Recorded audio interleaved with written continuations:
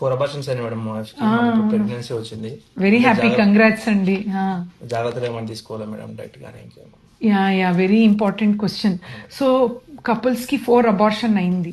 So every abortions కి ఒక reason అయితే ఉంటుంది, ఊరికి అబార్షన్స్ కాదు కదా. అండ్ దానికి తగ్గిన సొల్యూషన్ కూడా ఉంటుంది. యూజువలీ అబార్షన్ అయ్యేటప్పుడు డాక్టర్గా మేము 3 చూసుకుంటాం. ఫస్ట్ ఏంటంటే ఏ టైంలో అబార్షన్ అయింది. ఫస్ట్ 3 months అంటే అర్లీ ప్రెగ్నెన్సీ లాస్ అంటారు. ఇనీషియల్ ఫేజెస్లో 12 వారాల లోపల అయ్యే అబార్షన్స్ క్రోమోజోమల్ ప్రాబ్లమ్స్ అని, అంటే జెనెటిక్ ప్రాబ్లమ్స్. అది ఎగ్ స్పర్మ్ కలిసినప్పుడు ఫామ్ అయ్యే ప్రాబ్లమ్స్. దీనికి యాక్చువల్లీ నార్మల్గా ఏమీ ట్రీట్మెంట్ లేకుండా కూడా నెక్స్ట్ కంటిన్యూ అవుతుందమ్మా, ఏం వరి అవ్వకండి. మీది కూడా ఫస్ట్ 3 months అబార్షన్సే.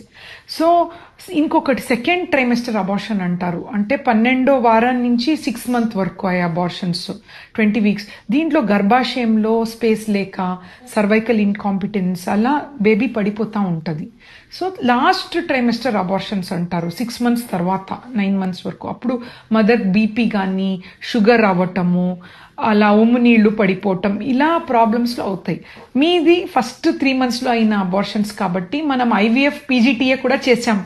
ఎగ్ స్పర్మ్లో ప్రాబ్లం కదా, బయాప్సీలో మనకు హెల్తీ బేబీ పెట్టాం కాబట్టి మీకు వరి అవ్వాల్సింది అవసరం లేదు. అండ్ మెడిసిన్స్ కూడా కరెక్ట్ టైం తీసుకోండి. అండ్ గర్భాశయంలో ఒక్కొక్కసారి ప్రాబ్లమ్స్ వస్తాయి లైనింగ్లో, అది కూడా మనం క్లియర్ చేసాం hysteroscopy. So don't worry, let's hope for the best. Okay, thank you.